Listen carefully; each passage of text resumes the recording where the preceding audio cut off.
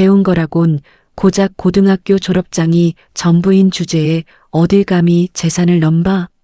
번듯한 큰 집 놔두고 너 같은 무수리한테 땅 한 평 줄 줄 알았니? 시아버지 기저귀나 갈면서 대소변 수발이나 제대로 들어. 손에 들려있던 쟁반이 덜덜 떨리더니 바닥으로 엎어졌습니다. 뜨거운 전복죽 그릇이 쨍하는 소리와 함께 박살났고 시어머니의 얄미운 비아냥 위로 사늘한 정적이 쏟아졌어요. 매번 그랬듯 제가 당장 무릎을 꿇고 엎드려 파편을 치울 줄 알았겠지만 저는 가만히 서서 발밑에 질척하게 번지는 죽을 내려다보았죠. 너 안 치우고 뭐해? 멍하니 안 서 있어? 등 뒤에서 악을 쓰는 목소리를 깔끔하게 무시한 채 현관에 둔 낡은 가방을 쥐고 그대로 대문을 열고 나왔습니다.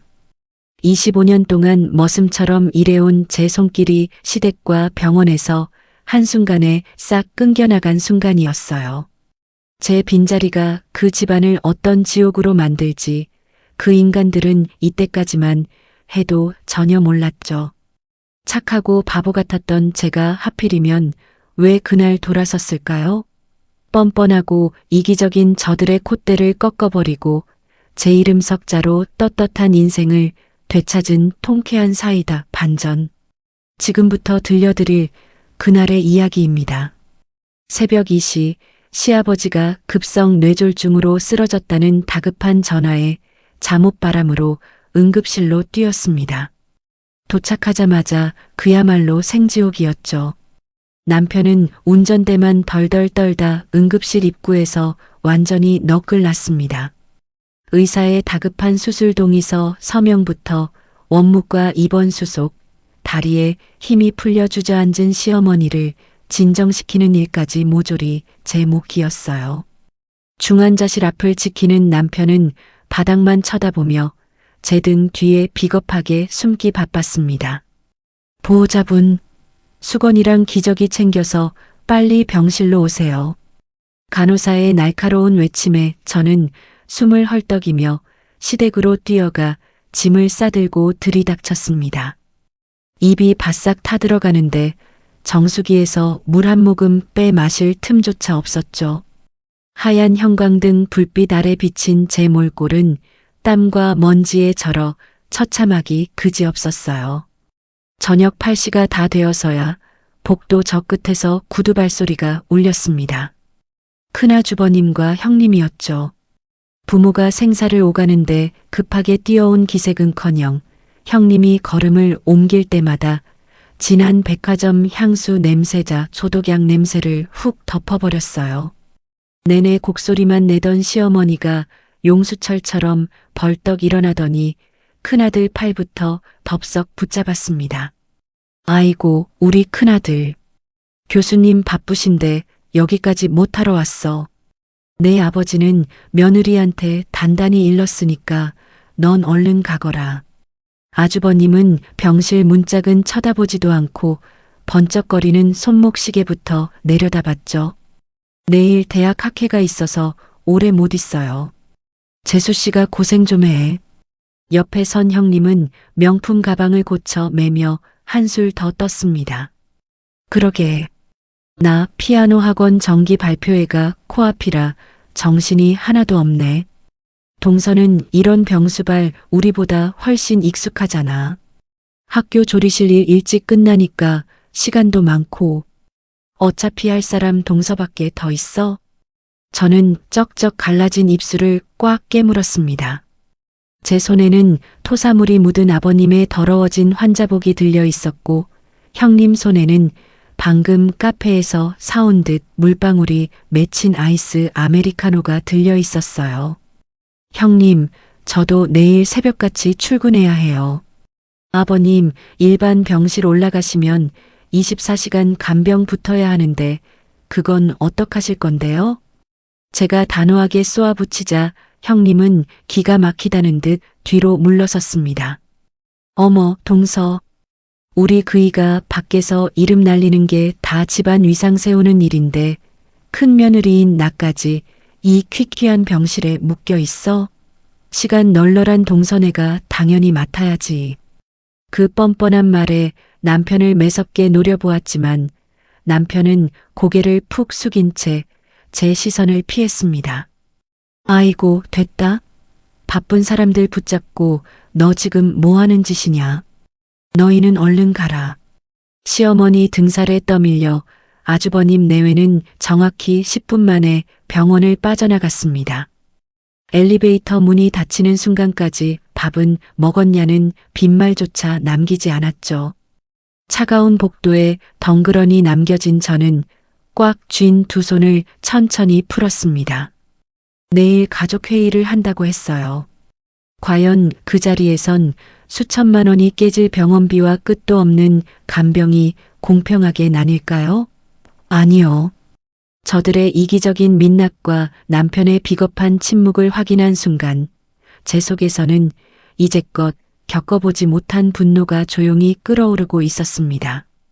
병원에서 밤을 꼬박 새우고 돌아온 날 저녁 시어머니는 겉옷도 채 벗지 않은 큰아들 부부를 거실 상석에 앉혀두고 다짜고짜 가족회의를 열었습니다.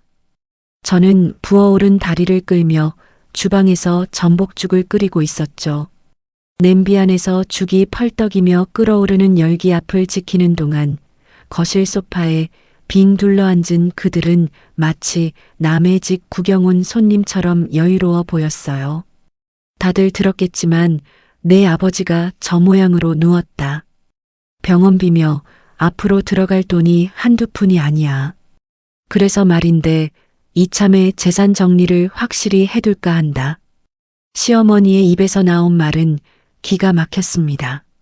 남편이 중환자실에 누워 있는데 걱정은커녕 재산 이야기부터 꺼내는 그 냉혹함에 저는 젖국을 젓던 국자를 그대로 멈췄어요. 어차피 집이랑 시장 상가, 통장에 있는 예금은 싹 다 우리 큰애한테 주기로 내 아버지랑 진작에 합의 끝냈어. 서류도 다 준비해놨고 큰애는 명문대 교수라 품위 유지비에 애들 유학비까지 앞으로도 돈 들어갈 때가 천지 아니냐. 아주버님은 당연하다는 듯 고개를 끄덕이더니 안경을 치켜 올리며 뻔뻔하게 말을 이었죠. 저도 마음 같아선 매일 병원에 가고 싶습니다. 어머니. 근데 이번에 새로 계약한 강남 아파트 잔금일이 턱 밑이라 제 코가 석자네요. 아버님이 상가 명의만 빨리 넘겨주시면 그걸로 담보 잡고 잔금을 치르는데 갑자기 저렇게 쓰러지시니 원 일정 꼬일까봐 머리가 다 아픕니다. 아버님이 쓰러진 게 슬픈 게 아니라 자기 아파트 잔금 치를 상가가 묶일까봐 짜증이 난다는 소리였습니다. 저는 끓인 전복죽을 쟁반에 받쳐들고 거실로 걸어나갔어요. 쟁반 손잡이를 쥔 제 손끝이 하얗게 질려 있었죠. 어머님, 아주버님. 재산은 전부 큰 집으로 가는데 아버님 병원비랑 24시간 간병은 왜 아무도 말씀 안 하십니까? 권리를 다 가져가시면 간병비랑 수발 책임도 큰 집에서 지는 게 상식 아니에요? 제가 참지 못하고 묻자 시어머니는 혀를 차며 저를 위아래로 훑어보았습니다. 어허, 어디 어른들 말씀하시는데 며느리가 끼어들어 토를 달아? 큰애가 돈 번다고 밖에서 뼈 빠지게 고생하는데 그 귀한 손으로 제 애비 똥오줌까지 받아내란 소리냐? 그때 피아노 학원 원장인 형님이 다리를 꼬고 앉아 명품 가방을 쓰다듬으며 얄밉게 끼어들었어요. 어머, 동서. 말은 똑바로 해야지. 우리 그이는 학생들 가르치는 분이고 난 학원 정기 연주회 챙기느라 눈코 뜰 새 없이 바쁜 사람이야. 밖에서 이름 날리는 전문직들이 병실에 하루 종일 처박혀 있으면 그 경제적 손해가 얼만데? 동서는 학교 조리실 일이라 일찍 끝나고 시간도 널널하잖아. 솔직히 그런 험하고 굳은 일은 동서가 우리보다 훨씬 익숙하고 잘하잖아. 안 그래요, 어머니? 기가 막혀 헛웃음조차 나오지 않았습니다. 25년 동안 김장 300포기를 제 손으로 해다 바치고 치매 걸린 시할머니 병수발을 들 때 고상하게 앉아 과일만 깎아 먹던 사람들이 제 노동을 당연한 하인 취급하고 있었죠. 저는 덜덜 떨리는 입술을 깨물며 남편을 쳐다봤습니다. 적어도 이번만큼은 자기 아버지가 쓰러진 일인 만큼 남편이 제 편에서 공평하게 선을 그어줄 거라 믿었어요. 하지만 남편은 제 시선을 슬금슬금 피하더니 바닥에 카펫 무늬만 뚫어져라 쳐다보며 중얼거렸습니다. 야, 넌 굳이 말을 왜 그렇게 따지듯이 하냐? 엄마 말이 좀 세게 나오긴 했어도 솔직히 내가 대학 못 나온 건 팩트잖아. 형수님처럼 학원 원장도 아니고 밖에서 돈을 크게 버는 것도 아니면서 그냥 시간 많은 내가 좋은 마음으로 좀 해. 집안 시끄럽게 만들지 말고. 그 순간 머릿속에서 팽팽하게 당겨져 있던 끈 하나가 툭 하고 끊어졌습니다. 제가 기댔던 마지막 믿음이 제 목을 조르는 밧줄이 되어 돌아왔어요. 배운 거라곤 고작 고등학교 졸업장이 전부인 주제에 어딜 감히 재산을 넘봐? 번듯한 큰 집 놔두고 너 같은 무수리한테 땅 한 평 줄 줄 알았니? 시아버지 기저귀나 갈면서 대소변 수발이나 제대로 들어.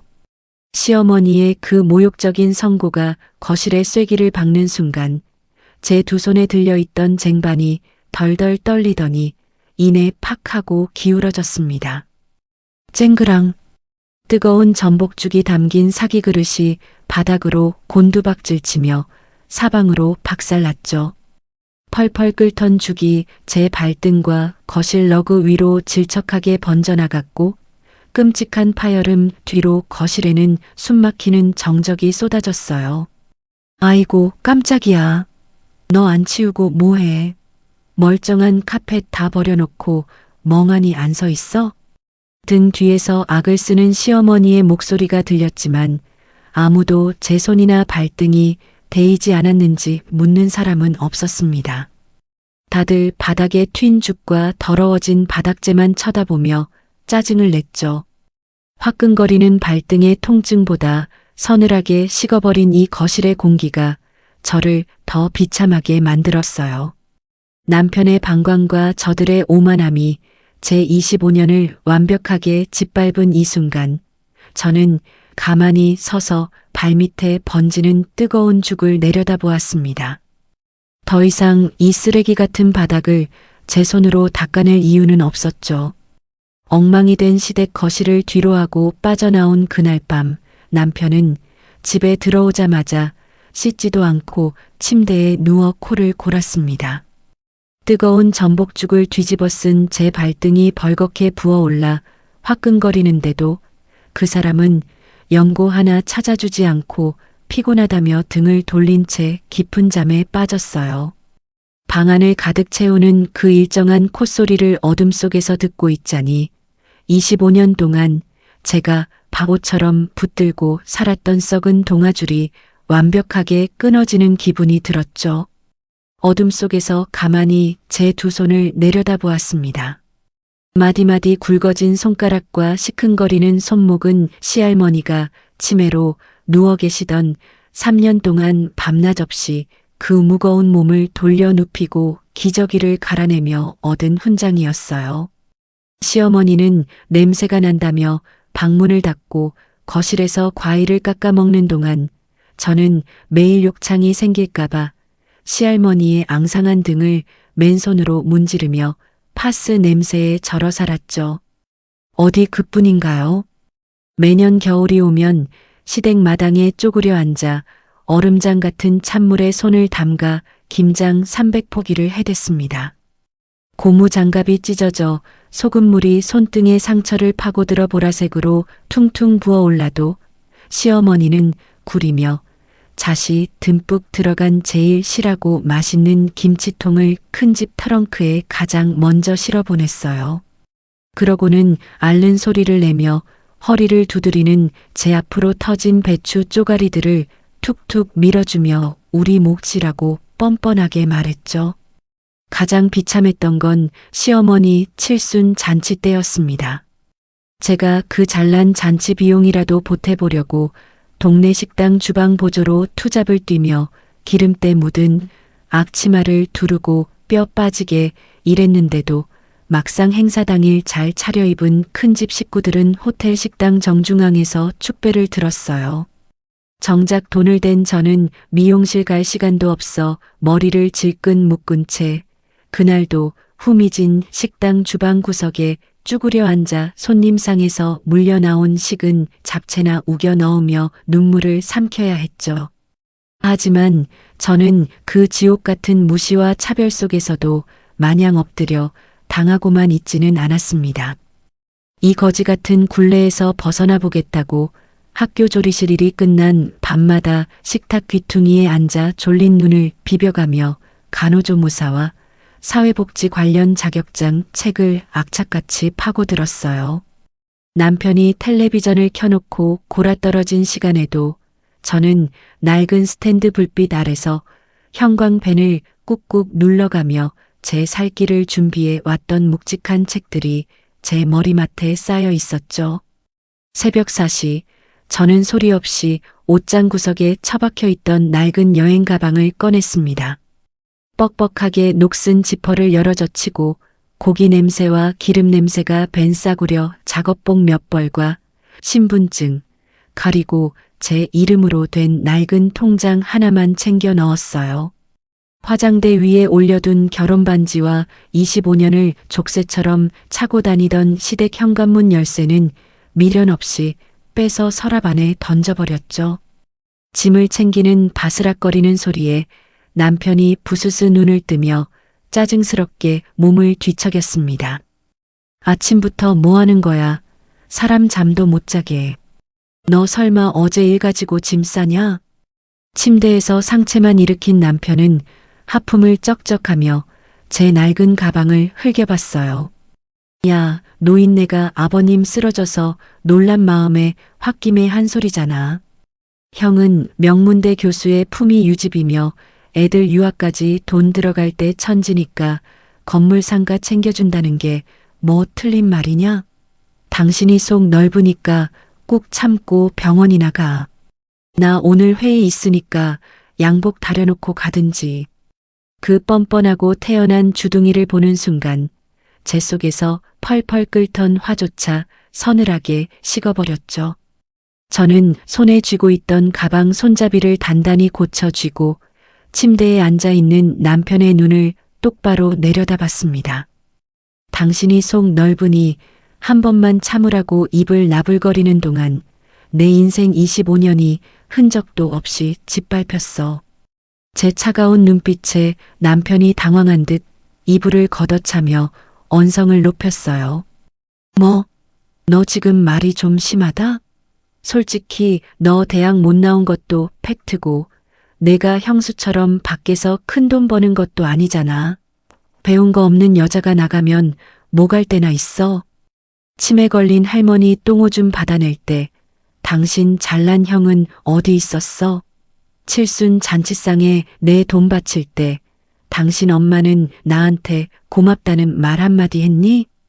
고등학교 졸업장밖에 없는 년이니까 평생 무수리처럼 부려먹어도 갈 데 없어서 도망 못 갈 줄 알았겠지. 근데 어쩌냐? 나 오늘부로 그 무수리 짓 안 할 거거든. 그 말에 남편은 얼굴이 벌겋게 달아오르더니 침대에서 벌떡 일어났습니다. 아씨, 그러니까 지금 아버지는 누가 보냐고. 엄마 혼자 병원에 계시잖아. 내가 안 가면 나더러 그 더러운 똥오줌 치우라는 거야. 아버지가 쓰러져 생사를 오가는 걱정이 아니라 자기가 병수발을 들고 손에 똥물을 묻힐까봐 짜증을 내는 그 이기적인 밑바닥에 헛웃음조차 나오지 않았어요. 저는 멍해진 남편의 얼굴을 향해 명확하고 단호하게 마지막 쐐기를 박았죠. 누가 보긴 누굴 봐. 재산 몽땅 물려받고 품위 유지해야 하는 잘난 큰아들이랑 며느리가 봐야지. 아, 당신도 친아들이니까 오늘부터 당장 회사 연차 내고 병원에 돗자리 깔고 번갈아 가면서 밤새워. 아, 너 진짜 돌았어. 남편이 길길이 날뛰며 소리를 질렀지만 저는 눈 하나 깜짝하지 않고 현관으로 걸음을 옮겼습니다. 이제부터 당신들이 직접 아버님 입에 밥 떠먹이고 그 귀한 손으로 기저귀 갈아. 나는 내 살 길 찾아갈 테니까. 아, 어딜까 이 여자가. 당장 안 들어와. 등 뒤에서 다급하게 쫓아나오는 발소리와 악에 바친 고함이 현관까지 따라붙었지만 저는 뒤도 돌아보지 않고 낡은 대문을 열고 나섰어요. 새벽의 서늘한 공기가 뺨을 스치는 순간 25년 동안 꽉 막혀있던 숨통이 처음으로 트이는 것 같았죠. 저들의 뻔뻔한 일상을 떠받치던 제 손길이 완벽하게 끊어진 이 집구석이 얼마나 처참하게 무너져 내릴지 이제부터가 진짜 시작이었습니다. 낡은 가방을 끌어안고 첫차 맨 뒷좌석에 구겨지듯 주저앉았습니다. 덜덜거리는 엔진 진동이 뼛속까지 울리자 그제야 지옥을 빠져나왔다는 실감이 났죠. 소리내면 누가 볼까 입술을 꽉 깨물었지만 한 번 터진 눈물은 멈추지 않았어요. 치매 시할머니의 똥 기저귀를 갈 때도 찬물에 손이 터져라 배추를 씻을 때도 참았던 눈물이었습니다. 기름때 벤 싸구려 작업복 위로 뚝뚝 떨어지는 제 처지가 가여워 한참을 소리 없이 울었죠. 하지만 이게 제 인생 마지막 눈물이라는 걸 그때는 알지 못했습니다. 해 뜰 무렵 익숙한 친정집 녹슨 철대문 앞에 섰어요. 차마 초인종을 못 누르고 서성이는데 문이 열리며 쓰레기를 버리러 나오던 여동생과 딱 마주쳤습니다. 언니, 이 새벽에 웬일이야? 짐은 또 뭐고? 놀란 동생은 더 묻지도 않고 들고 있던 쓰레기 봉투를 바닥에 내동댕이 쳤죠. 그 소리에 놀라 뛰어나온 어머니는 맨발로 마당을 가로질러 오셨어요. 아이고, 내 새끼 피골이 상접해서 이게 무슨 꼴이여. 어머니는 거칠고 따뜻한 두 손으로 제 뺨을 감싸더니 말없이 와락 끌어안으셨습니다. 25년 동안 그 누구도 저를 이렇게 사람으로 안아준 적이 없었죠. 어머니의 굽은 품에 안기는 순간 돌덩이처럼 굳어있던 제 속이 눈 녹듯 허물어졌어요. 어머니는 저를 아랫목에 앉히고 허겁지겁 밥을 새로 안치셨습니다. 시댁 주방 구석에서 식은 밥에 물을 말아 삼키던 제게 갓 지은 하얀 쌀밥과 김이 모락모락 나는 된장찌개는 구원이자 완벽한 사람 대접이었죠. 허기진 속을 채우며 밥을 푹푹 떠먹는 동안 맞은편의 여동생에게 간밤에 있었던 일을 덤덤하게 털어놓았습니다. 와, 그 집구석 인간들 뻔뻔한 건 알아줘야 돼. 뭐? 재산은 큰 집 주고 똥수발은 고졸 며느리 보고 하라고? 미친 거 아니야? 괜찮아. 나 이제 다신 안 돌아가. 무수리 짓도 오늘로 끝이야. 제 대답에 동생은 붉어진 눈시울로 제 손을 꽉 쥐었어요. 진작 나왔어야지. 난 언니가 거기서 뼈 빠지게 일하다 제명에 못 살까봐 매일이 무서웠어. 그때 설거지를 마친 어머니가 다가와 제 무릎 위에 낡은 통장 하나를 툭 올려놓으셨습니다. 열어봐. 5천만 원이다. 놀란 제게 어머니는 주름진 손으로 제 머리카락을 쓸어 넘기며 힘주어 말씀하셨죠. 너 종년처럼 사는 꼴 볼 때마다 내 억장이 무너졌어. 언젠가 도저히 못 견디고 쫓겨나면 눈치 안 보고 밥이라도 사 먹으라고 푼돈 모아둔 거다. 엄마, 다시 기어 들어가라고 주는 돈 아니야. 내가 내 발로 서라고 모은 돈이다. 알겠어? 손때 묻은 통장을 쥔 손끝이 파르르 떨렸습니다. 25년 동안 짓밟힌 자존감을 세워주는 방패이자 단단한 안전망이었죠. 저는 남은 눈물을 훔쳐내고 흔들림 없는 목소리로 쐐기를 박았어요. 엄마, 나 안 돌아가. 절대 그 지옥으로 다시 안 가. 제 굳은 결심에 여동생이 갑자기 팔짱을 끼며 부동산 중개업자 특유의 매서운 눈빛을 번뜩였습니다. 근데 언니 사돈 어르신 어제 쓰러지셨다며. 그전엔 멀쩡하셨고. 응, 그렇지. 근데 왜? 시어머니가 집이랑 상가명에 다 큰아들 주기로 합의 끝냈다고 했지? 내 생각엔 그거 거짓말이야. 동생은 식탁 위 제 휴대폰을 톡톡 두드리며 날카롭게 입을 열었죠.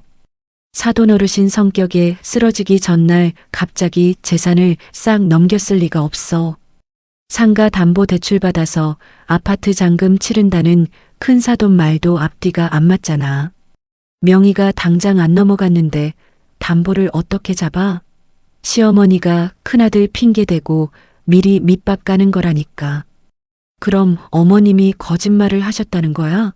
내가 당장 출근해서 사돈 어르신 집이랑 상가 등기부등본 싹 다 떼볼게. 진짜 큰아들한테 넘어갔는지 그 노인네가 뻥을 치는지 내 눈으로 확인해야겠어. 동생의 예리한 분석에 머리를 한 대 맞은 듯 정신이 번쩍 들었습니다. 시어머니의 오만한 선언 뒤에 숨겨진 얄팍한 거짓말 냄새가 코끝을 스쳤죠. 등기부등본이라는 명확한 증거가 손에 들어온다면 상황은 완전히 뒤집힐 수 있었어요. 따뜻한 밥으로 속을 채우고 통장이라는 방패까지 쥐자 제 마음속 두려움마저 깨끗하게 증발했습니다.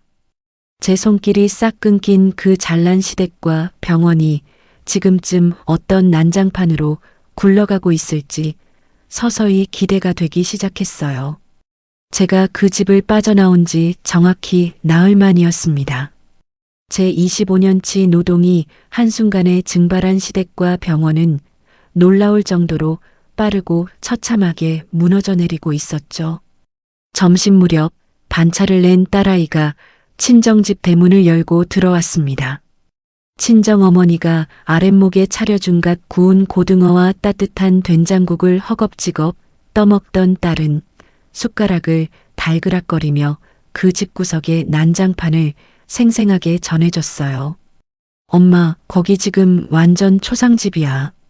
할아버지 간병인 오늘 아침에 앞치마 집어 던지고 도망갔대. 나흘 만에? 아주버님이 병원에서 제일 비싼 베테랑으로 붙였다며. 할머니가 옆에서 사사건건 간섭을 했나 봐. 기저귀 가는 방향이 틀려 먹었다. 환자 밥 먹이는 속도가 빠르다면서 엄마한테 하던 것처럼 사람을 종 부리듯 닥달한 거지. 참다 못한 아줌마가 자기는 이런 대접받고 못 일한다고 원무과에 소리치고 나가버렸어. 그 고상하고 오만한 시어머니의 비위를 돈 받고 일하는 남이 순순히 견뎌줄 리 만무했습니다. 저는 밥 위로 반찬을 올려주는 친정어머니의 손길을 받으며 덤덤하게 물었죠. 그래서 그 잘난 큰 집 식구들은 병원에 와서 수발 들고 있대? 말도 마. 큰아빠랑 큰엄마는 병원 근처에 코빼기도 안 비쳐. 큰엄마는 학원 콩쿠르 준비한다고 전화기 아예 꺼놨고 큰아빠는 대학원 세미나 핑계 대면서 쏙 빠졌어.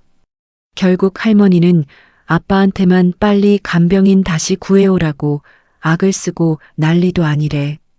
딸의 말을 들으며 저는 식탁 위 귤껍질을 조용히 벗겨냈습니다.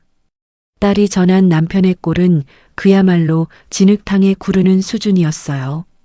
퇴근하자마자 병원에 불려가 시어머니 짜증을 고스란히 받아내고 자정 넘어 텅 빈 집에 돌아오면 시큼한 냄새가 나는 빈 냉장고와 산더미처럼 쌓인 빨랫감이 남편을 기다리고 있었죠. 그때 식탁 위에 올려둔 제 휴대폰 화면이 요란하게 번쩍였습니다. 화면에 뜬 이름은 남편이었어요. 제가 전화를 넘겨주려 하자 딸은 넌더리가 난다는 듯 고개를 저으며 밥그릇에 코를 박았죠. 통화 버튼을 누르자마자 수화기 너머로 귀를 찌르는 다급한 고함이 터져 나왔습니다. 아, 너 진짜 어디야? 당장 집으로 안 튀어와. 배경으로는 삐삐삐 하는 세탁기 에러 경고음만 신경질적으로 울려대고 있었습니다. 저는 귤 한 조각을 입에 넣고 무심하게 대꾸했죠. 다신 안 돌아간다고 했을 텐데. 제 목소리에 남편은 숨을 헐떡이며 악을 썼습니다. 지금 그딴 소리가 나와? 비싼 돈 주고 구한 간병인은 관둔다고 난리치고 엄마는 병실에서 소리 지르고 난 회사에서 징계 먹기 일보 직전이야. 집에 먹을 반찬은 하나도 없고 저 미친 세탁기는 도대체 어떻게 돌리는 건데. 나 3일 동안 3시간도 못 잤어. 남편의 목소리에는 아버지가 생사를 오가는 상황에 대한 걱정보다 당장 자기 입에 들어갈 밥이 없고 입고 나갈 셔츠가 없다는 신경질이 가득했습니다. 저는 휴대폰을 쥔 손에 힘을 단단히 주고 수화기 너머로 똑박똑박 찔러 넣었어요. 세탁기는 세제 넣고 버튼 누르면 돌아가고 반찬은 마트 가서 내 돈 주고 사오면 돼. 아버님 간병은 내가 보호자니까 당장 회사 연차 내고 병실 지키면 되는 거고 25년 동안 내가 매일 하던 일인데 그게 왜 안 돼? 내가 없으니까 병원도 집도 엉망진창이잖아. 나 진짜 미칠 것 같으니까 제발 좀 와라. 내가 엄마한테 앞으로 너한테 소리 지르지 말라고 잘 말할 테니까 제발. 남편은 소리를 지르다 결국 애원조로 매달렸습니다. 하지만 그 얄팍한 호소는 제 마음을 조금도 흔들지 못했어요. 저는 식탁 의자에 등을 깊게 기대며 명확하게 선을 그었죠. 착각하지 마. 내가 없어서 그 집구석이 무너지는 게 아니야. 당신이 25년 동안 단 한 번도 안 했던 당신 몫의 일을 이제야 처음 해보느라 죽을 만큼 힘든 거지. 수화기 넘어 남편의 거친 숨소리가 멈칫했습니다. 저는 흔들림 없는 목소리로 마지막 쐐기를 박았어요. 당장 상가 건물 팔아서 아파트 잔금 치러야 한다는 잘난 당신 형한테 전화해. 교수님 체면 유지해야 하니까 간병인 비용도 큰 집에 청구하라고 하고 나는 이제 당신네 집안 무료 간병인도 밥 해주는 식모도 아니야. 저는 남편의 대답도 듣지 않고 종료 버튼을 꾹 눌러버렸습니다. 뚝 끊긴 검은 화면을 내려다보는데 꽉 막혔던 명치 끝이 뻥 뚫리는 기분이었죠. 남편이 헐떡이며 호소했던 건 25년을 함께 산 아내를 걱정하는 마음이 절대 아니었습니다. 당장 자기 입에 밥을 넣어주고 더러운 옷을 빨아줄 공짜 하녀가 사라진 것에 대한 지독한 불편함이었어요. 그 이기적인 밑바닥을 제 눈으로 확인하고 나니 일말의 죄책감마저 깨끗하게 증발했습니다. 텅 빈 냉장고 앞을 서성이며 굶주리고 있을 남편과 돈으로 고용한 사람조차 다루지 못해 병실에서 고립된 시어머니. 25년 동안 제 피땀을 거름 삼아 굴러가던 그들의 일상은 이제 바닥부터 박살나고 있었어요. 쾅쾅쾅. 새벽의 고요를 깨고 친정집 녹슨 철대문이 부서져라 울렸습니다. 너 당장 안 기어나와. 골목을 쩌렁쩌렁 울리는 표독스러운 외침은 시어머니였어요. 어머니가 놀란 얼굴로 앞치마에 손을 닦으며 마당으로 나서려 했지만 저는 어머니의 어깨를 가볍게 감싸며 멈춰 세웠죠. 제가 직접 해결해야 할 몫이었습니다. 제가 대문 빗장을 풀고 문을 열자마자 시어머니는 씩씩거리며 삿대질부터 날렸습니다. 이 미친년이 기어이 돌았어? 내 애비가 중환자실에 누워있는데 종년마냥 집을 나가? 당장 짐 싸서 병원으로 기어 안 와. 시어머니는 제 머리채라도 잡을 기세로 팔을 뻗었지만 저는 한 발짝 뒤로 물러서며 그 억센 손을 피했어요. 허공을 가른 시어머니의 손이 무한하게 떨어졌죠. 누가 누구 애비입니까? 저는 그 집 무수리짓 이제 안 한다고 분명히 말씀드렸는데요. 무수리? 고졸 주제에 걷어서 사람 구실하게 만들어줬더니 배은망덕하게 뒤통수를 쳐?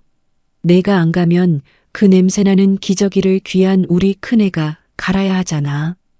재산 몽땅 물려받은 큰 집이 간병하고 병원비 내는 게 당연한 상식 아닌가요? 어머님이 가족회의에서 그렇게 정하셨잖아요.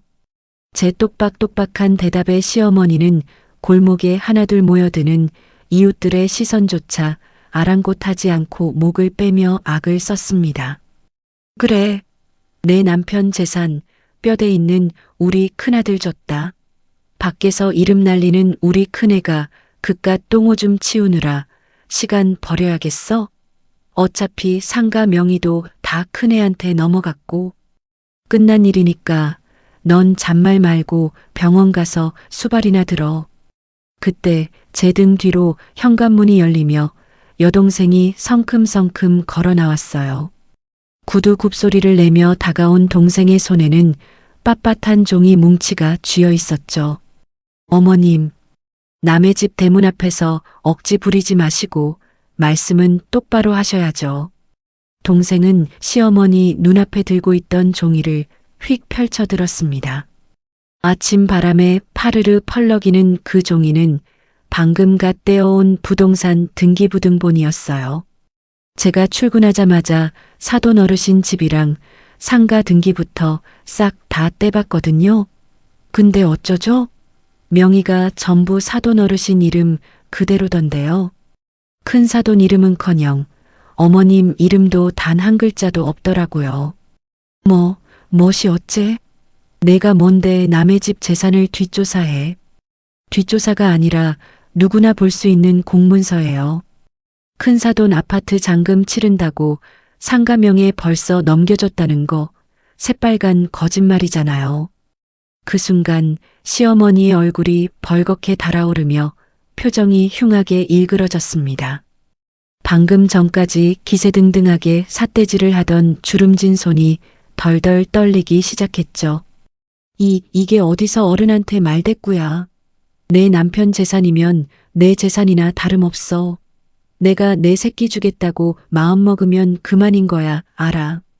마음만 먹으면 다 됩니까? 위임장이나 인감증명서는 받으셨어요? 사돈 어르신 쓰러지시기 전에 증여 서류에 도장이나 찍어두셨냐고요. 동생의 날카로운 추궁에 시어머니는 꿀먹은 벙어리처럼 입술만 달싹거렸습니다. 평생 남편 눈치를 보며 살아온 시어머니가 그 깐깐한 아버님의 인감을 마음대로 빼돌렸을 리 만무했죠. 저는 빳빳한 등기부등본을 쥐고 있는 동생 곁으로 다가섰습니다. 그리고 당황해서 눈동자만 굴리고 있는 시어머니의 얼굴을 똑바로 마주봤어요. 결국 다 거짓말이었네요. 뭐야? 아버님 재산은 아직 아버님 것인데 어머님이 마음대로 큰아들 줬다고 큰 소리 치신 거잖아요. 왜요? 돈 한 푼 안 주고 저를 평생 공짜 하녀로 묶어두시려고요? 이 잊혀 죽이려니 어디 시어미한테 눈을 부릅뜨고 대들어. 큰 집 체면은 세워주고 싶고 똥오줌 냄새는 맡기 싫고 그래서 아버님 생사가 오가는 그 와중에도 거짓말까지 지어내서 제 등에 독박 간병을 얹으려 하신 거 아닙니까? 제 직설적인 쐐기의 시어머니는 뒷목을 잡고 비틀거렸습니다. 낡은 철대문 밖 골목길에 나와 있던 이웃들이 쯧쯧 혀를 차며 수군거리는 소리가 적나라하게 들려왔죠. 평생 고상한 사모님 행세를 하며 남의 눈을 의식하던 시어머니의 그 잘난 권위가 동네 사람들 앞에서 바닥으로 곤두박질 치는 순간이었습니다. 잘 들으세요.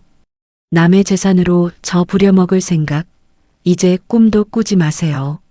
너 인연 당장 안 들어와. 너 안 돌아오면 나더러 그 똥수발을 다 들라는 거야. 그러니까 서둘러 병원 가보세요. 밖에서 이름 날리는 귀한 큰아들 불러서 직접 아버지 기저귀나 갈라고 하시고요. 저는 길바닥에서 허우적대는 시어머니를 남겨둔 채 미련 없이 몸을 돌렸습니다. 너 거기 안 서. 이 독한 년아.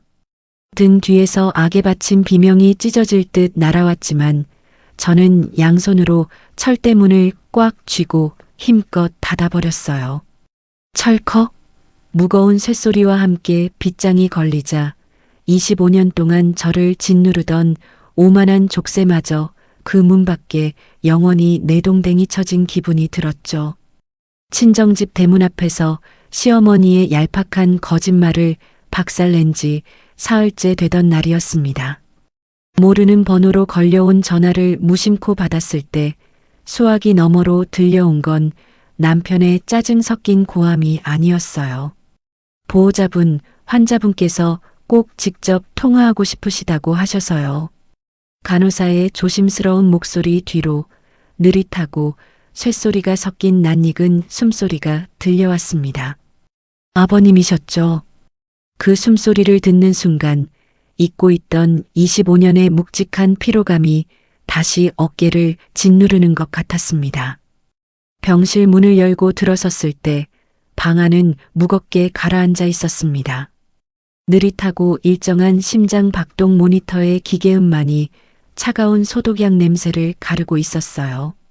평소 같으면 자리를 꿰차고 앉아 제게 지시를 내렸을 시어머니도 밖에서 이름 날리기 바쁘다던 큰아들 내외도 보이지 않았죠.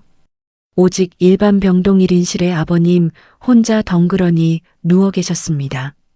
며칠 새 몰라보게 수척해진 아버님은 저를 보자마자 성 안쪽 손을 힘겹게 들어 올리셨어요. 저는 침대 발치에 멈춰서서 그 손을 잡지 않았습니다. 왔냐? 갈라진 아버님의 목소리에 저는 덤덤하게 대답했죠. 어머님도 아주버님도 안 계시네요. 재산 다 물려받을 귀한 큰집 식구들 놔두고 왜 집 나간 며느리를 부르셨어요? 제가시 도친 말에도 아버님은 화를 내지 않으셨습니다. 대신 핏줄이 앙상하게 붉어진 마비된 손끝을 파르르 떨며 간신히 제 옷자락 끝을 주셨어요. 온기가 다 빠져나간 그 서늘하고 앙상한 촉감에 저도 모르게 시선이 바닥으로 떨어졌습니다. 미안하다. 내가 참으로 큰 죄를 지었어. 무슨 말씀이신지 모르겠네요. 내가 몰라서 가만히 있던 게 아니야. 내 어미가 널 하대하고 큰애 내외가 널 종 부리듯 무시하는 거 내 눈으로 뻔히 보면서도 모른 척했다. 내가 나서면 집안 시끄러워질까봐 늙은 나 하나 편하자고 내 고생을 알면서도 눈을 감았어. 그게 내 가장 큰 죄다. 순간 명치 끝이 턱하고 막혔습니다. 시어머니의 표독스러운 악다군이나 남편의 비겁한 변명을 들었을 때보다 훨씬 더 깊고 서늘한 통증이었죠. 25년 동안 그나마 이 집구석에서 유일하게 저를 사람 대접해주는 줄 알았던 시아버지가 사실은 자신의 평화를 위해 제 희생을 철저히 방관해 왔다는 자백이었습니다. 때리는 시어머니보다 말리지 않는 시아버지가 더 밉다는 옛말이 뼈저리게 체감되는 순간이었어요. 저는 마비된 손끝으로 제 옷자락을 쥐고 있는 아버님의 손을 조용히 하지만 단호하게 떼어냈습니다. 아버님이 딱 한 번만, 단 한 번만 제 편에서 어머님과 아주버님께 호통을 쳐주셨어도 제 25년이 이렇게 끔찍하지는 않았을 겁니다. 그동안 시댁이 조용했던 건 아버님이 점잖으셔서가 아니라 제가 억울함을 틀어막고 뼈 빠지게 인내했기 때문이에요. 제 억눌린 원망에 아버님은 얄팍한 변명 한마디 없이 깊은 한숨을 내쉬며 눈을 감으셨습니다.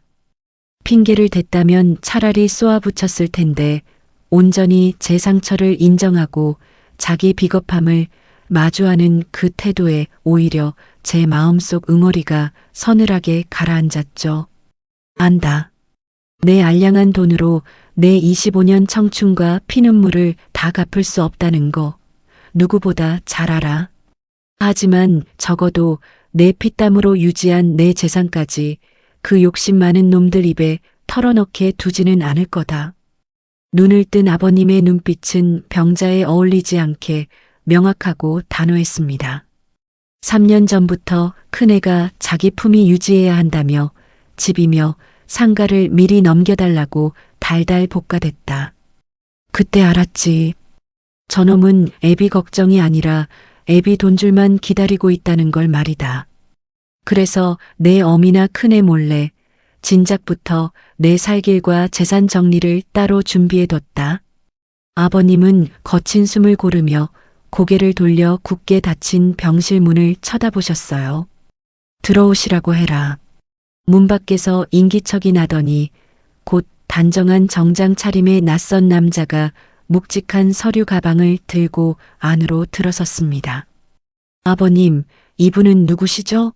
내가 3년 전부터 혼자 은밀하게 만나온 내 법률 대리인이다. 내 어미가 동네방네 떠들고 다닌 그 기가 막힌 거짓말을 이제 내 손으로 직접 끝내주마. 느린 기계음만 울리던 적막한 병실의 공기가 순식간에 팽팽하게 당겨졌습니다. 평생 방관자로 숨어있던 아버님이 처음으로 무거운 침묵을 깨고 진짜 칼자루를 꺼내 든 순간이었죠. 가방을 열고 빳빳한 서류 뭉치를 꺼내는 변호사의 손끝을 보며 저는 25년 동안 굳게 닫혀있던 진실의 문이 마침내 열렸음을 직감했습니다. 변호사가 묵직한 가방을 열고 꺼내든 빳빳한 서류 다발에는 제 이름 석자가 믿을 수 없을 만큼 선명하게 박혀 있었습니다. 어르신께서 3년 전부터 단독으로 준비하신 증여 및 재산 신탁 서류입니다. 방금 주치의 소견서와 의료진 입회하에 의사 능력까지 명확하게 교차 검증을 마쳤고 최종 서명과 공증 절차까지 모두 끝났습니다. 건조한 변호사의 설명이 이어지는 동안 저는 서류 위로 번지는 제 이름을 멍하니 내려다보았죠. 시장 노른자 위에 자리 잡은 3층짜리 상가 건물을 제게 증여하겠다는 아버님의 최종 의사가 서류에 명확히 적혀 있었습니다. 반면 아버님의 남은 현금과 예금은 본인의 병원비와 전문 간병비 그리고 유일하게 자신에게 살갑게 굴었던 제 딸아이의 향후 자립을 돕는 데만 쓰이도록 단단히 묶였어요. 시어머니가 평생 떵떵거리며 살던 대형 아파트는 어머님이 생존해 계시는 동안 거주권만 보장될 뿐 마음대로 팔거나 담보로 잡을 수 없도록 법적인 자물쇠가 굳게 채워졌습니다. 서류를 쥐고 굳어있는 저를 향해 아버님은 쉰 목소리로 그동안 숨겨왔던 끔찍한 진실을 토해내셨어요. 내 어미랑 큰애가 저 상가를 담보로 잡고 강남 아파트 잔금을 치르겠다고 매일같이 나를 들볶아댔다. 내가 쓰러지던 그날 새벽에도 당장 내일 모레가 잔금일인데 왜 빨리 인감을 안 내놓냐고 내 어미가 내 멱살을 쥐고 악을 썼지. 그 표독스러운 꼴을 보며 화통이 터지다 못해 결국 혈압이 치솟아 내가 이 모양 이 꼴이 된 거다. 노인의 숨통을 조여 뜯어낸 돈으로 그 잘난 체면을 세우려 했다는 끔찍한 실체였습니다. 자식의 탐욕이 아버지를 생사의 갈림길로 밀어넣었다는 사실에 저는 헛웃음조차 나오지 않았죠. 그로부터 정확히 사흘 뒤였습니다. 상가 명의가 제게 넘어갔다는 소식을 어디서 주워들었는지 시어머니와 큰집 식구들이 병실 문을 부수듯 열어젖히며 들이닥쳤습니다. 이 처죽이려나. 내가 기어이 병든 시아버지 꼬드겨서 우리 큰애 재산을 도둑질해. 시어머니는 저를 보자마자 들고 있던 핸드백을 냅다 집어 던지며 달려들 기세였고 큰아주버님은 목에 핏대가 선 얼굴로 삿대질을 해댔죠. 재수씨, 이거 명백한 사기입니다. 아버님 정신 온전치 않으신 틈 타서 뒤에서 몰래 도장 찍게 한 거 제가 모를 줄 압니까? 당장 소송 걸어서 무효로 만들 테니까 뱉어낼 준비나 하세요. 방금 전까지 교수 체면을 운운하던 사람의 입에서 밑바닥 시정잡배 같은 고함이 터져 나왔습니다. 그 옆에 선 형님 역시 새하얗게 질린 얼굴로 그 상가 담보대출 안 나오면 우리 아파트 잔금 펑크 나서 계약금 수억 원을 다 날린단 말이에요. 라며 구두굽이 닳도록 발을 동동 굴렀어요. 저는 길길이 날뛰는 그들의 흉한 얼굴을 빤히 마주 보았습니다. 분노나 억울함 같은 감정은 이미 말라붙어 한 방울도 남아있지 않았어요. 제가 아버님을 꼬드겨서 훔친 게 아닙니다. 평생 자기 것이라 믿고 남의 재산으로 잔치부터 벌였던 당신들이 이제 와서 혼자 빼앗긴 기분을 느끼시는 것뿐이죠. 뭐야? 너 지금 그게 말이라고 해. 당장 내일 모레 잔금 칠 돈도 없으면서 누구 맘대로 남의 아버지 건물 믿고 수십억짜리 아파트 계약서에 도장을 찍습니까? 남의 숨통 조여서 뜯어낸 돈으로 살면 그 강남 아파트가 참 따뜻하기도 하겠네요. 그때 병실 구석에 앉아있던 변호사가 서류 가방을 톡톡 두드리며 차분하게 끼어들었어요. 소송은 자유입니다만 3년간의 단독 상담 기록과 주치의의 의사능력 확인서, 합법적인 증여 절차는 이미 투명하게 끝났습니다. 소를 제기하셔도 승소할 확률은 제로입니다. 승소 확률 제로. 절차는 끝났다는 변호사의 단호한 선고에 아주버님의 얼굴이 순식간에 잿빛으로 허물어졌죠. 평생을 쥐고 흔들 줄 알았던 동아줄이 완벽하게 썩은 새끼줄로 변해버린 순간이었습니다. 시끄럽다. 침대에 누운 아버님이 성한 쪽 손으로 침대 난간을 쾅 내리치셨습니다. 병실을 쩌렁쩌렁 울리는 매서운 파차름에 시어머니와 큰아들의 어깨가 움찔하고 굳었어요. 내 놈은 비싼 대학 등록금의 유학비, 결혼할 때 쥐어준 번듯한 강남 첫 전셋집까지 이미 내 몫을 차고 넘치게 다 받았다. 그런데도 애비 목숨보다 당장 내 아파트 잔금이 더 급하더냐. 아버님의 서리빨 같은 호통에 큰집 식구들은 꿀먹은 벙어리처럼 입술만 달싹거렸죠. 잘 들어라. 내 재산을 내 어미가 마음대로 주겠다고 약속했다고 해서 그게 진짜 내 것이 되는 게 아니야. 이 상가는 25년 동안 묵묵히 우리 집구석을 지키고 식모 취급을 당하면서도 내 똥오줌까지 받아내려 했던 둘째 며느리의 정당한 몫이다. 25년 만이었습니다.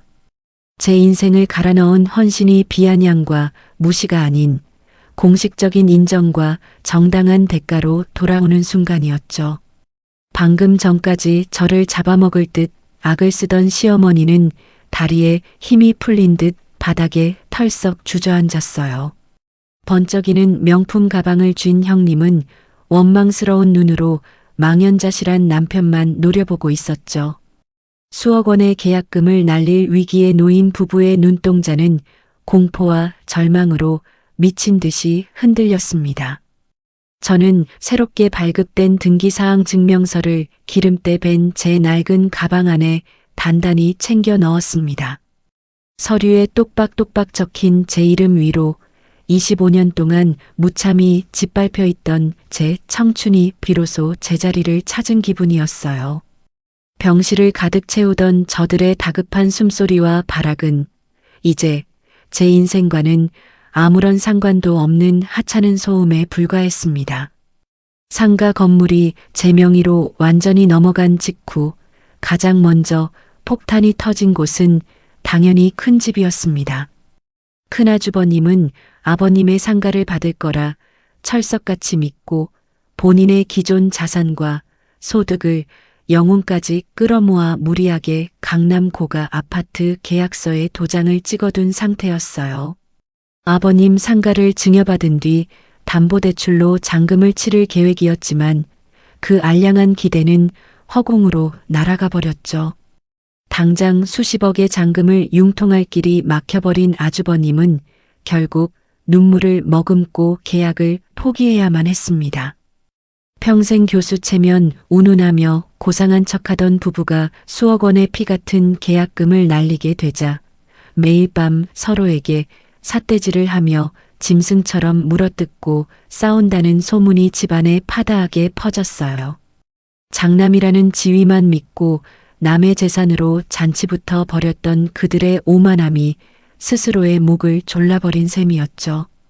발등에 불이 떨어진 건 형님도 마찬가지였습니다. 피아노 학원 정기 연주회니 뭐니 하며 병실 근처에는 얼씬도 안 하던 사람이 며칠 뒤 웬 보온병을 들고 허겁지겁 일반 병동 1인실을 찾아왔어요. 아버님, 제가 진작 와서 뵀어야 했는데 너무 죄송해요. 이것 좀 드셔보세요. 제가 새벽부터 끓인 전복죽이에요. 평소 진한 명품 향수를 뿌리고 다니던 형님의 옷차림은 웬일로 수수했고 억지로 끓인 듯 밥알이 둥둥 뜨는 묽은 죽을 그릇에 담아내는 손길은 다급하게 떨리고 있었죠. 형님은 뻣뻣하게 굳은 아버님의 다리를 주무르며 연신 눈치를 살폈습니다. 하지만 아버님은 그 멀건 죽을 거들떠보지도 않은 채 차갑게 가라앉은 목소리로 쐐기를 박으셨어요. 내 다리가 아니라 내들 아파트 잔금 치를 상가가 아픈 모양이구나. 아, 아버님, 그게 무슨 섭섭한 말씀을.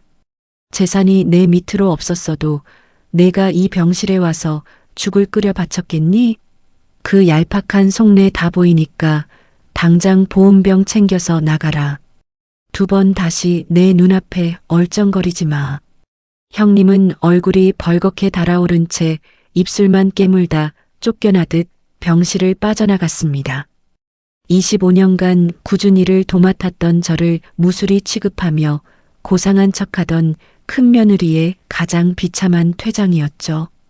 그리고 그날 저녁 굳게 닫혀있던 친정집 철대문을 요란하게 두드리는 소리가 골목을 울렸습니다. 문을 열자마자 나타난 사람은 남편이었어요. 제가 집을 나간 뒤로 셔츠 한 번 제대로 다려 입지 못했는지 목덜미가 누렇게 뜬 구겨진 셔츠 차림에 그는 저를 보자마자 다짜고짜 친정집 차가운 마당 바닥에 무릎부터 냅다 꿇었죠. 여보, 내가 다 잘못했어. 우리 형이랑 엄마가 그런 인간들인 줄 내가 이제야 똑똑히 알았네. 당신 그동안 똥오줌 치우며 얼마나 힘들었어. 25년 동안 뻣뻣하게 고개를 들고 제 희생을 당연하게 여기던 남편이 찬 기운이 훅훅 올라오는 시멘트 바닥에 엎드려 제 바짓가랑이를 붙잡고 있었습니다. 하지만 그의 입에서 튀어나온 다음 말은 그 얄팍한 사과의 진짜 목적을 적나라하게 보여주었어요. 상가 일은 진짜 축하해. 이제 당신도 어엿한 건물주잖아. 형은 계약금 다 날리고 저 난리인데 결국 마지막에 웃는 건 우리였어. 이제 우리 그만 화해하고 집으로 돌아가자. 내가 앞으로 진짜 당신 여왕님처럼 모실게.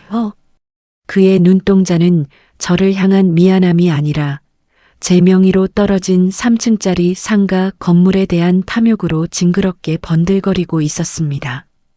텅 빈 냉장고 앞을 서성이며 반찬 투정을 하던 남편이 제 이름이 박힌 등기권리증 앞에서는 이토록 납작하게 엎드리는 꼴이라니.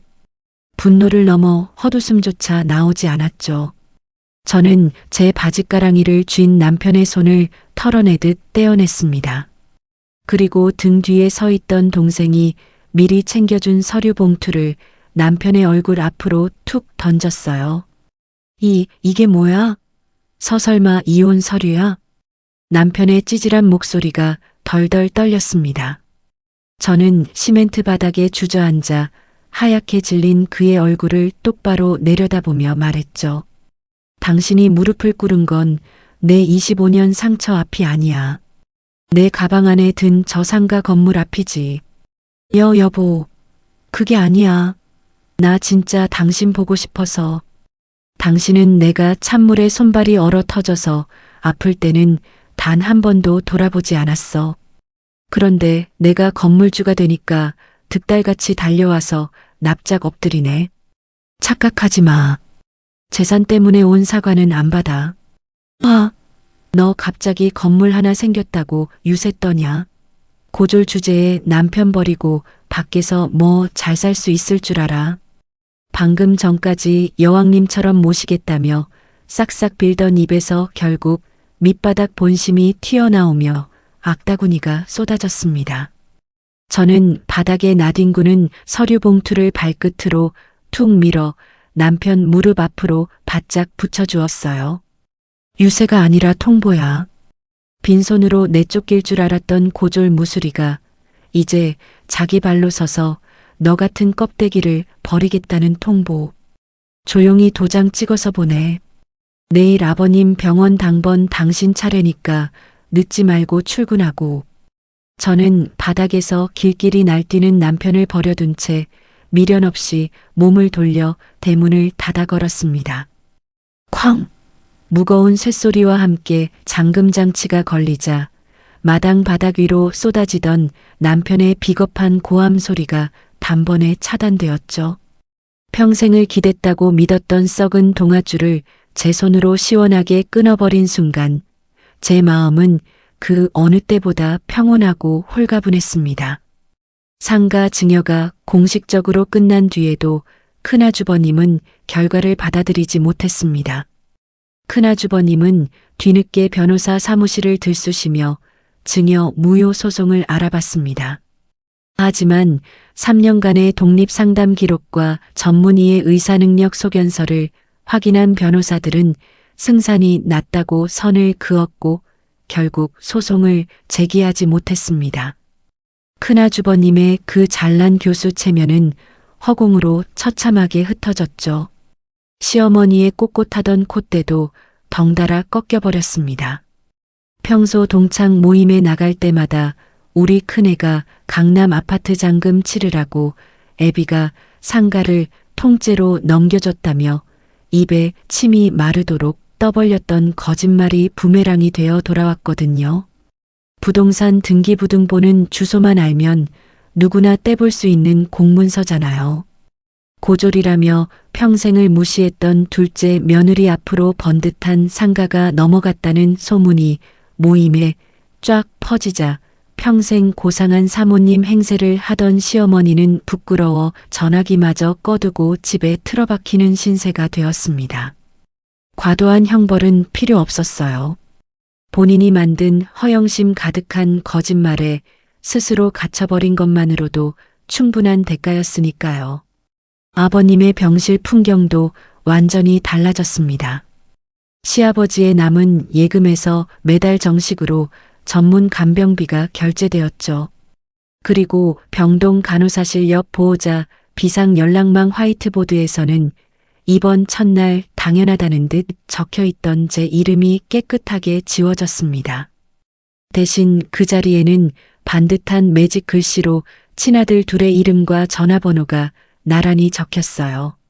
남편은 태어나 처음으로 자기 몫의 책임을 온몸으로 짊어지느라 허덕이고 있었습니다. 그동안 제가 차려주는 밥을 먹고 제가 다려준 셔츠만 입던 사람이었죠.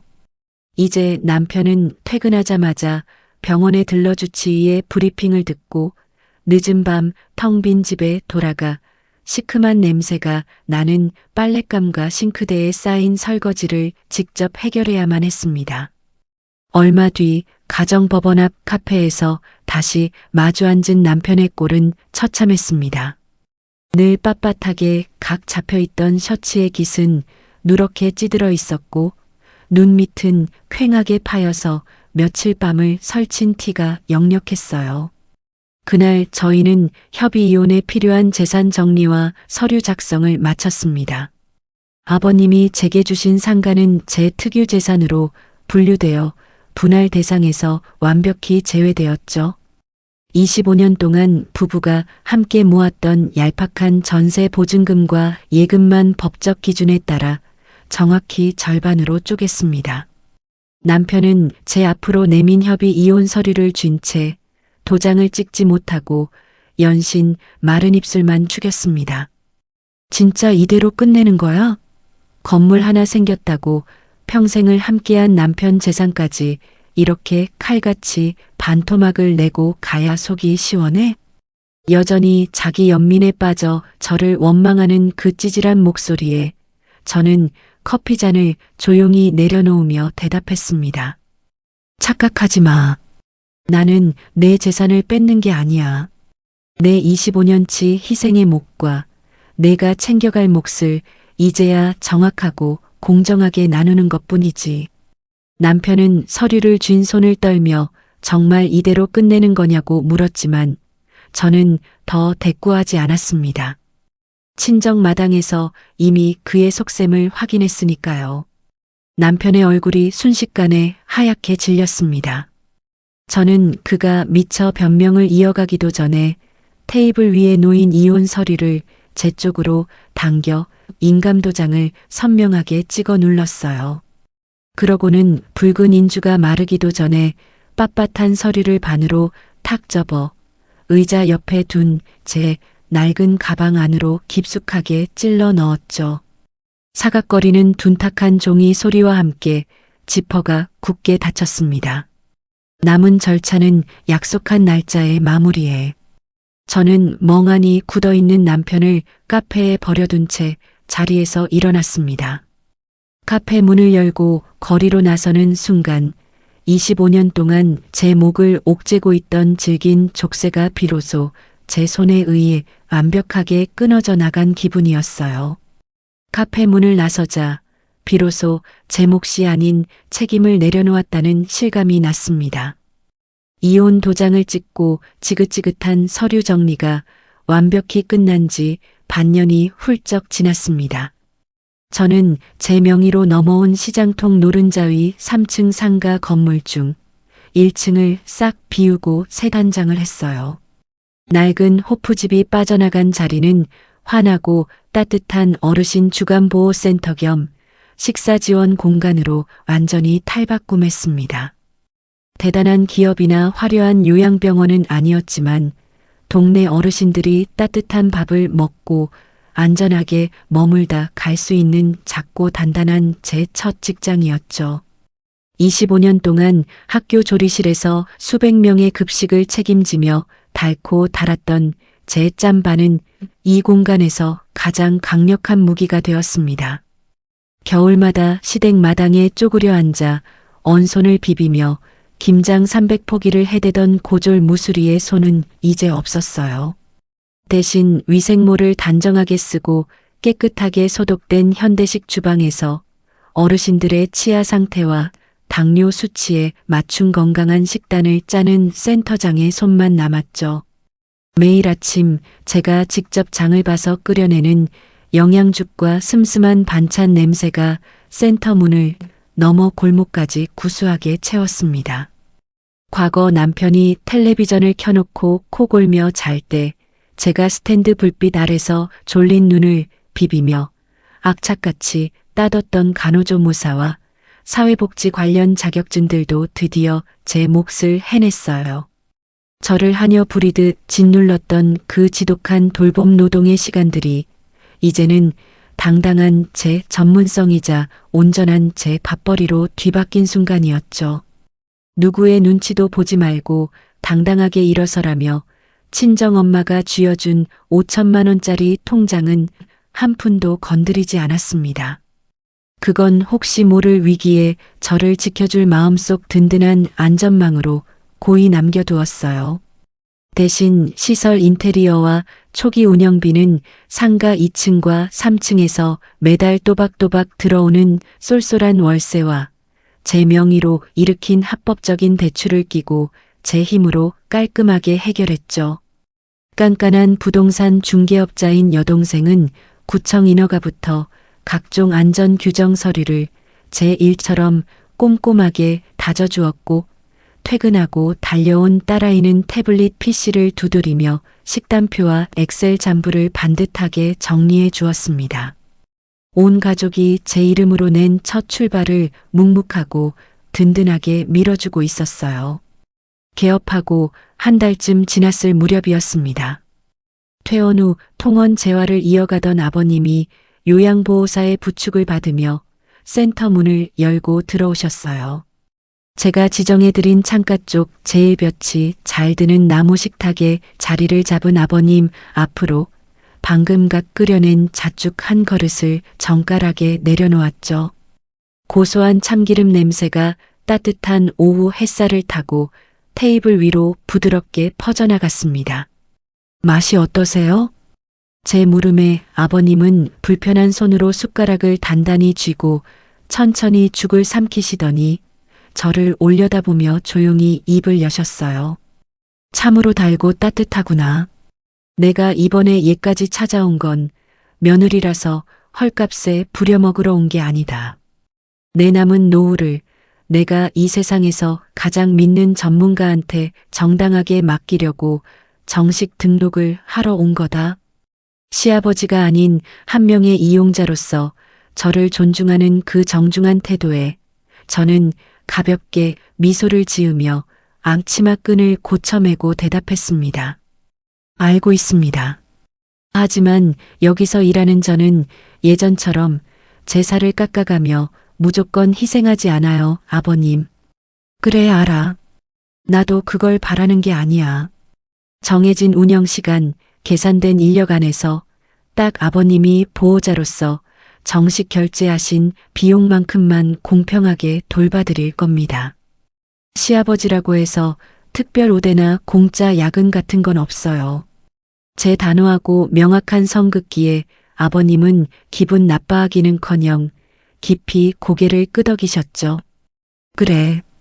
이제 내 노동의 값은 내가 직접 깐깐하게 정하고 살아라. 그래야 맞다. 아버님이 말끔하게 비워낸 잣죽 그릇을 치우며 저는 25년 동안 켜켜이 쌓여있던 억울한 상처가 이 햇볕 드는 공간 안에서 서서히 증발하는 것을 느꼈습니다.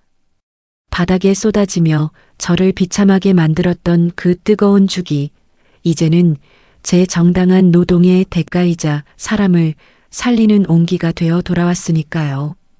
그렇게 센터는 제 노동이 존중받는 새로운 삶의 자리로 조금씩 자리 잡아갔습니다.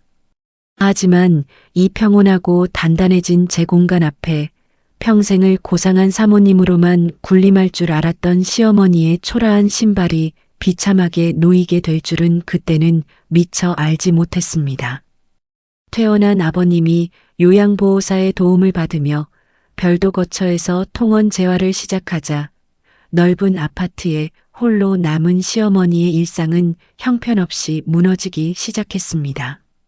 관절염으로 다리를 절뚝거리며 혼자 밥을 차려 먹고 병원에 가는 일조차 벅차지자 시어머니는 결국 평생의 자랑으로 여기던 큰아들 집 문을 두드렸다고 했어요. 하지만 형님은 현관문을 반쯤 걸어 잠근 채 시어머니의 짐가방을 복도로 밀어내며 매몰차게 돌아섰습니다. 어머니, 저 곧 피아노 학원 정기 연주회라 신경 곤두선 거 뻔히 아시면서 이러시면 어떡해요? 아버님 쓰러지셨을 때도 냄새나는 병실 근처엔 얼씬도 안 했던 제가 어머니 대소변 수발을 어떻게 들어요? 제발 저희 부부 짐 좀 되지 마세요. 자신이 제일 아끼던 밖에서 이름 날린다며 평생 떠받들었던 귀한 큰며느리에게 가장 비참한 방식으로 쫓겨난 거였죠. 발등에 불이 떨어진 큰아주버님은 결국 그 알량한 교수 체면마저 구기고 제게 전화를 걸어왔습니다. 수화기 너머로 들려오는 목소리는 여전히 뻔뻔하고 이기적이었어요. 재수씨, 동생네 센터 개업했다는 소리 들었습니다. 상가 건물도 크게 받았는데 우리 어머니 주간보호 정도는 그쪽에서 무료로 좀 맡아줄 수 있는 거 아닙니까? 우리도 이번에 아파트 잔금 펑크난 거 메우느라 아주 피가 마릅니다. 가족끼리 낮에 좀 앉혀두는 게 뭐 대수라고요. 가족. 25년 동안 저를 공짜 식모 취급할 때는 단 한 번도 꺼내지 않던 그 단어가 역겨워 헛웃음이 났습니다. 저는 마우스 휠을 굴리던 손을 멈추고 차갑게 대꾸했죠. 아주버님, 그 상가 건물은 제 25년치 청춘과 노동에 대한 정당한 몫이지 당신들 부양 의무를 떠안는 대가가 아닙니다. 어머니 부양은 친아들인 아주버님과 그쪽 동생이 알아서 하셔야죠. 아니, 그래도 명색이 모시고 살던 며느리였던 사람이 늙은 노인네가 혼자 밥도 못 챙겨 먹고 낮 동안 돌봐줄 사람도 없다는데 너무 야박한 거 아닙니까? 형수님도 학원 일로 알아누웠는데 재산 다 물려받을 줄 알고 잔치 벌일 땐 형님 몫이고 병수발 필요하니까 제 몫입니까? 어머니 시설 보내고 싶으시면 아주버님 돈으로 정식 등록하세요. 저는 길길이 날뛰는 아주버님의 고함이 끝나기도 전에 전화를 툭 끊어버렸습니다. 평생 제게 짐을 떠넘기며 고상한 척했던 그들이 이제는 서로 어머니를 모시지 않겠다며 진흙탕 싸움을 벌이는 꼴이 참으로 우스웠어요. 그로부터 며칠 뒤였습니다. 센터의 자동문이 부드러운 기계음을 내며 열렸고 저는 접수대에서 서류를 정리하다 말고 고개를 들었습니다. 자동문 틈새로 들어온 사람은 다름 아닌 시어머니였어요. 언제나 미용실에서 뽕을 한껏 넣은 머리에 명품 가방을 팔목에 걸치고 다니던 그 꼿꼿하던 사모님은 온데간데 없었죠. 굽은 어깨 위로는 보풀이 인 낡은 카디건이 걸쳐져 있었고 센터의 윤나는 바닥 위로 차마 발을 내딛지 못한 채 머뭇거리는 두 발에는 뒤축이 달아빠진 낡은 단화가 신겨져 있었습니다. 평생 저를 무시하며 군림했던 오만한 시어머니가 제가 만든 구역의 문턱에서 낡은 신발을 차마 벗지 못하고 쭈뼛거리며 굳어있는 완벽한 책임의 역전이었죠. 저는 자리에서 일어나지 않은 채 무심하게 물었습니다.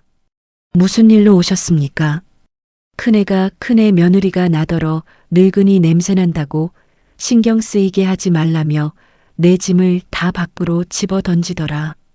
시어머니는 접수대 앞까지 절뚝거리며 다가와 섰습니다. 평소 제 등짝을 후려치며 삿대질을 해대던 그 억센 손은 이제 덜덜 떨린 채 접수대 모서리를 생명줄처럼 꽉 쥐고 있었어요. 내가 평생 널 고졸이라고 무시하고 배운 거 없는 천한 손이라고 식모 취급을 했는데 결국 그 손이 우리 집구석 똥오줌 다 치우고 먹여 살렸다는 걸 내가 뼈 빠지게 키운 큰아들한테 내쳐지고 나서야 똑똑히 알았다. 내가 미안하다. 정말 몹쓸 짓을 했어. 그것은 25년 만에 처음 듣는 가시돋친 변명이 아닌 명확하고 구체적인 사과였습니다. 하지만 그 처절한 사과를 듣는 제 마음에는 짜릿한 승리감도 눈물 나는 벅참도 없었어요. 그저 차갑게 식어버린 재처럼 담담할 뿐이었죠. 저는 서랍을 열어 빳빳한 종이 한 장을 꺼냈습니다. 그리고 시어머니의 덜덜 떨리는 손끝 앞으로 입소 신청서와 볼펜 한 자루를 반듯하게 밀어주었어요. 어머니, 그 사과를 하신다고 해서 제가 25년 전에 공짜 무수리로 돌아가는 일은 없습니다. 저는 이제 어머니 며느리가 아니에요. 여기서는 그저 센터장과 이용자일 뿐입니다. 제 흔들림 없는 눈빛에 시어머니는 마른 침을 삼키며 신청서 위로 시선을 내렸습니다. 저는 볼펜을 톡톡 두드리며 마지막 선을 긋듯 단호하게 말했죠. 큰아주버님과 당신 둘째 아들이 보호자로서 정식 이용료를 달마다 정확히 반씩 입금하고 주말과 명절 돌봄과 병원 동행은 두 아들이 번갈아 책임진다는 동의서에 사인하면 일반 이용자로 받아들이죠. 비용, 식사 시간, 센터의 모든 규칙은 다른 어르신들과 완벽하게 똑같습니다. 제게 며느리로서의 특별 대우를 받을 생각은 아예 버리세요. 그래, 알았다. 이 조건들을 받아들이시겠다면 거기 신청서에 보호자 이름 적고 결제일 정하세요. 무거운 정적 속에서 시어머니는 제가 내민 신청서와 펜을 번갈아 보았습니다.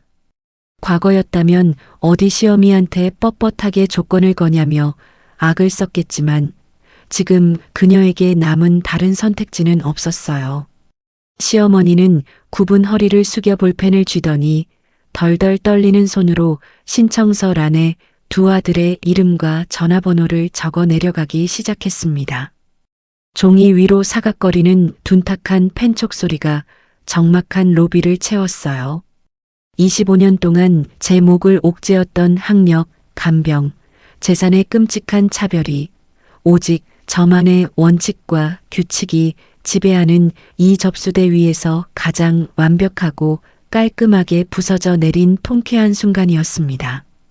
시어머니가 입소 신청서에 덜덜 떨리는 손으로 서명을 남기고 돌아간 지 어느덧 1년이라는 시간이 흘렀습니다. 센터는 제가 무리 없이 감당할 수 있는 정원 안에서 평온하게 자리를 잡았습니다. 아버님은 통원 재활을 이어가며 필요한 날에만 정식 이용자로 센터를 찾았고 제 삶을 다시 가족의 의무로 묶지 않으셨습니다. 시어머니 역시 저희 센터에 아주 평범한 일반 이용자로 출석하고 계십니다. 밖에서 이름 날린다며 입에 침이 마르도록 자랑하던 큰며느리 타령은 쏙 들어간 지 오래죠. 깐깐하게 반찬 투정을 하며 저를 무수리 부리듯 하던 사모님은 온데간데 없습니다. 어머님은 그저 정해진 시간에 배식되는 식판에 밥을 남김없이 비우고 다른 어르신들과 나란히 앉아 치매 예방 블록을 맞추며 하루를 보내십니다. 센터장인 제 규칙과 지시에 어떤 특별 대우도 요구하지 않고 조용히 순응하시는 것. 그것이 25년 만에 완벽하게 뒤바뀐 우리 고부관계의 최종적인 결론이었습니다. 이용료는 큰 집과 전 남편이 정확히 반씩 책임졌습니다. 큰 집은 아파트 계약금 손실에 부모 돌봄 비용까지 감당했고 전 남편도 정해진 날마다 아버님을 병원에 모시고 다녔습니다. 가끔 센터 앞에서 구겨진 셔츠 차림에 그와 마주쳤지만 그는 목례만 할 뿐 다시 합치자는 말은 꺼내지 못했습니다. 그들의 일상은 이제 제 삶과 무관했습니다. 며칠 전에는 볕이 참 좋은 주말이었습니다. 센터 문을 닫고 친정 엄마와 여동생 그리고 딸아이를 초대해 밥을 한 끼 먹었어요. 예전 같으면 시댁 제사상이나 김장 준비로 온몸이 부서져라 이랬을 주말이었지만 지금은 달랐습니다. 언니, 나 밥 한 공기 더 줘. 진짜 이 갈비찜은 밖에서 파는 거랑 차원이 다르다니까. 입안 가득 고기를 오물거리며 빈 그릇을 내미는 여동생의 너스레에 친정엄마가 눈을 흘기며 가볍게 동생의 등짝을 쳤습니다. 아이고, 천천히 좀 먹어라. 내 언니 쉴 틈도 없이 또 밥솥 열게 생겼네. 평생 남의 식구들 밥해 먹이느라 고생한 애를 오늘 같은 날까지 주방에 세워둬야겠어? 할머니, 괜찮아요. 우리 엄마 이제 남의 집 식모 아니잖아요. 번듯한 센터장님이 자기 식구들 먹이려고 차려준 밥인데 맘껏 먹어야지. 딸아이의 웃음 섞인 핀잔에 저도 모르게 환한 웃음이 터져 나왔습니다. 괜찮아, 엄마. 내가 사랑하는 내 식구들 배불리 먹이려고 차리는 밥인데 이 정도 수고가 무슨 대수라고. 웃음소리가 봄바람을 타고 센터 안을 따뜻하게 채웠습니다. 그 누구도 저를 학력으로 깎아내리거나 하대하지 않는 온전한 사람 대접을 받는 가장 완벽한 식탁이었죠.